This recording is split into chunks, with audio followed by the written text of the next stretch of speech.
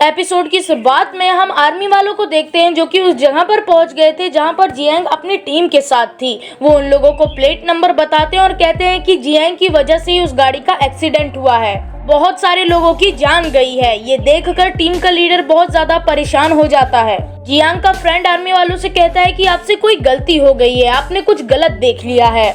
Jiang ऐसा कुछ भी नहीं कर सकती। वो अपनी दोस्त जियांग को बचाने की कोशिश कर रहा था, लेकिन जब वो देखती है कि बहुत सारे लोग बहुत ज्यादा परेशान हो गए हैं, तब वो आर्मी वालों के साथ जाने के लिए तैयार हो जाती है। इसी बीच लग रहा था कि इसे ट्रांसपोर्ट डिपार्टमेंट की तरफ लेकर जाया जा रहा था, पर इसे तो सिक्योरिटी डिपार्टमेंट की तरफ लेकर जाया जाता है। अब वो जब कैबिन में जाती है तो वो उसी लड़की को देखती है जिसकी वजह से एक्सीडेंट हुआ था, जो कि इसे तंग कर रहा था। ऑफिस में वो अपने बाप के साथ बैठा हुआ था। इस लड़के का बाप एक बहुत बड़ा ऑफिसर था। जियांग उसे बताना चाह रही थी कि इसमें किसकी गलती है, लेकिन वो जियांग की एक भी बात नहीं सुनता। जब वो जियांग को उसकी तज़ा बता रहा होता है, तब वो जियांग अपने बाप की तलवार सामने देखती है। जियांग को लगता है कि यही वो आदमी है जिसने मेरे बाप को भी मरवाया था। यहाँ वो ऑफिसर उससे बात कर रहा था और बता रहा था कि तुम्हारी ही गलती है और तुम्हें सजा जरूर मिलेगी, लेकिन फिर वो उसे बताता है कि हर मुश्किल से निकलने की कोई ना कोई रास्ता जरूर होता है, और अगर तुम चाहती हो कि तुम्हें सजा ना मिले तो तुम मेरी बेटी की मेड बन सकती हो, और अगर तुम मेरी बेटी की नौकरानी बनोगी तो तुम्हारी सजाओं को कम कर दिया जाएगा। उसका बेटा ये सुनकर खुश हो रहा था और उसी ने अपने बाप को ऐसा कहने को कहा था।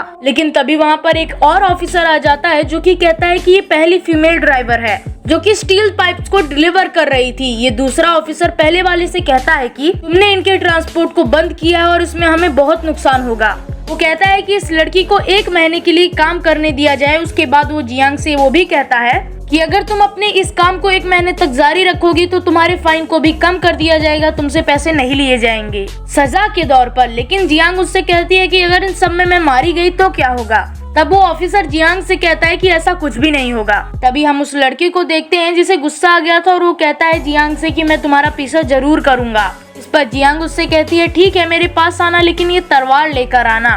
फिर जियांग यहाँ से चली जाती है। उसके बाद हम जियांग को उसके दोस्त के साथ देखते हैं। फिर जियांग का दोस्त उससे पूछता है कि कहीं उन्होंने तुम्हारे साथ कुछ गलत तो नहीं किया। ये उससे कहती है कि वहाँ की कहानी अभी मैं तुम्हें नहीं बता सकती, लेकिन उसे बताती है कि कोई है जो मेरा पीछा कर रहा है। दूसरी तरफ हमें उसी लड़के को दिखाया जाता है जिसने जियांग को मारने की धमकी दी थी। वो अपने गैंग के पास जाता है और उन्हें जियांग के बारे में बताता है। वो कहती है कि वो तो एक ही लड़की है और उसे मारने के लिए इतनी सारी टीम की जरूरत नहीं है। उस पर एक लड़का कहता है कि मैं तो उसे अकेले ही मार सकता हूँ। उस पर वो लड़का कहता है तुम पागल हो गए हो।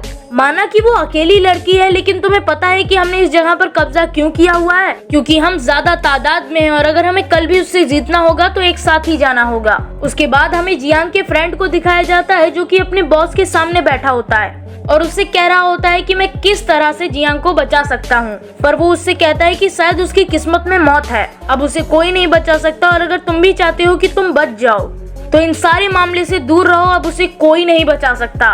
जिस पर जियांग का दोस्त उससे कहता है कि वो मुझे स्पेशल लगती है और इस तरह से मैं उसे मरने के लिए नहीं छोड़ सकता। उसके बाद हम जियांग को उसी के फ्रेंड के साथ देखते हैं जो कि उसे बता रही होती है कि बहुत सालों पहले मेरे पापा को मार दिया गया था।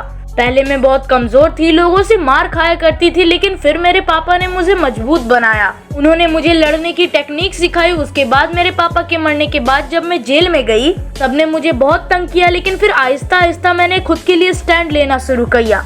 मुझे उस जेल में डाला गया जहाँ पर लोग भी थे, बॉयज, जो उसे बहुत तंग किया करते थे, लेकिन फिर मैंने उनसे लड़ना शुरू किया और वो टाइम भी आया जब उन्होंने मुझे छेड़ना बंद कर दिया, क्योंकि बाद में फिर सब मुझसे डरते थे। वो बाद में उसके दोस्त से ये भी बताती है कि जिस ऑफिसर के पास मुझे लेकर जाया गया था वहाँ पर मैंने अपने फादर की तलवार देखी और मुझे लगता है उसी ने मेरे पापा को मारा होगा।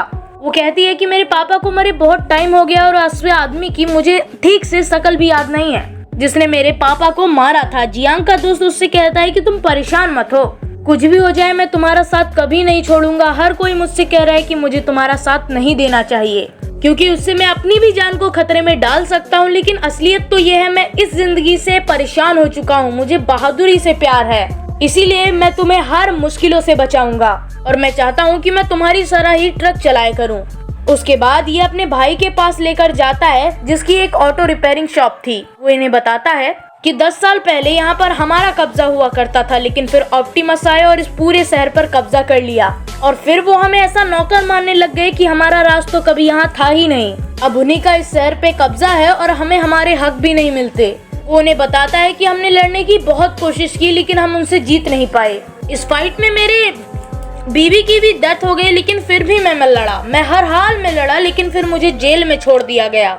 मैं बहुत साल जेल में रहा। उसके बाद मैं बाहर आया और इस शॉप को खोला और फिर इस शॉप को खोलने के बाद गाड़ियों को ठीक करने वाला काम शुरू कर दिया। वो उन्हें ये भी बताता है कि ऑप्टिमस बहुत खतरनाक है, वो बिल्कुल भी ईमानदार नहीं है, ये किसी को भी मार सकते हैं और मुझे इस बात का डर है कि जियांग भी उसके सामने सिलेंडर कर देगी।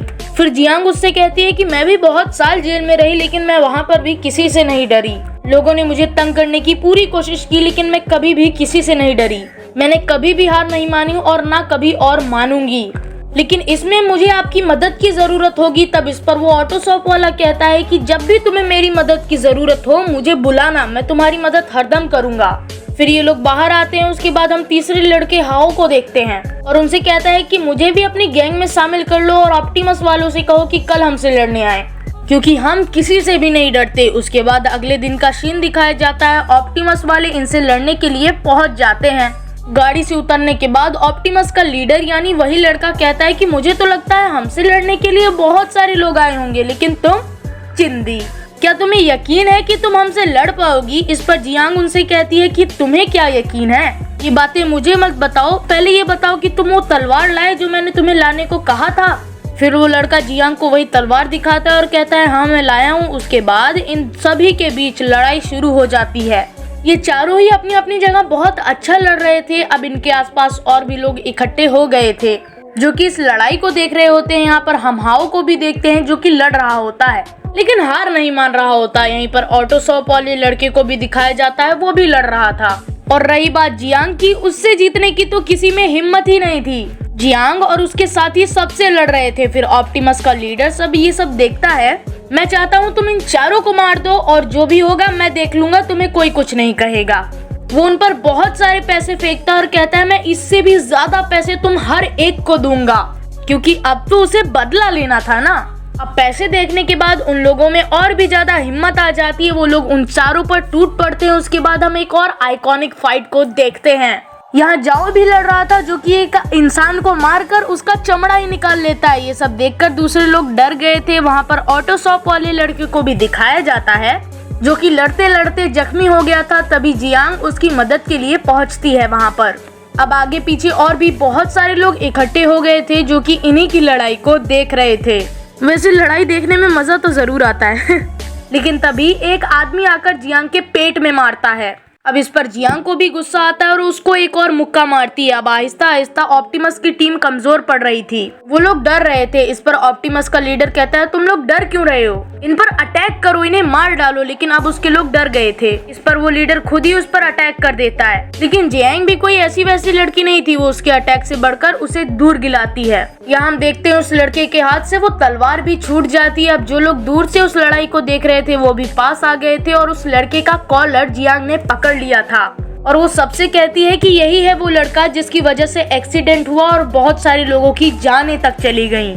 क्या आपको लगता है कि इसे मार देना चाहिए? इस पर सब लोग चिल्लाकर कहते हैं कि हाँ इसे मार देना चाहिए। इस पर जियांग उस लड़के से कहती है अगर मैं तुम्हें मार दूं तो तब भी तुम्हारा बाप यहाँ पर फौज भेजेगा और अगर मैं तुम्हें ना भी मारूं तब भी वो यहाँ पर फौज भेजेगा, पर मैं तुम्हें नहीं मारूंगी क्योंकि हम लोग तुम्हारी तरह जालिम नहीं हैं। हम तो एक अच्छी और सुकून वाली जिंदगी जीना चाहते हैं। अब वो लड़का भी डर गया था। जियांग उससे कहती है कि जान की खैरियत चाहते हो तो यहाँ से भाग जाओ। उसके ग्रुप के 2 लोग उसे पकड़कर वहाँ से लेकर चले जाते हैं और उसके बाद जियांग अपने डैड की तलवार को उठाती है और उसके बाद हाओ को दिखाया जाता है जो कह रहा था मुझे तो यकीन ही नहीं हो रहा कि हमने इतने सारे लोगों को मार दिया और हम लोग केवल 4 थे। जिस पर जियांग का दोस्त उससे कहता है हमें भी तुम पर यकीन नहीं था कि तुम हमारे लिए इतना अच्छा लड़ोगे। अब उनकी लड़ाई को वो सब लोग देख रहे थे जिनके अंदर डर बस गया था, लेकिन अब उस लड़ाई को देखकर वो लोग हिम्मत आ चुकी थी। वो सब लोग इस लड़की के लिए तालियां बजा रहे थे और जियांग ने सबको भरोसा दिलाया कि अगर वो ठान ले तो वो अपनी खोई हुई इज्जत को भी पा सकते हैं, चाहे वो कोई भी हो। वो सब लोग जो अब डर कर सहम चुके थे वो सब अब शोर मचा मचा कर इस लड़की की तारीफ कर रहे थे।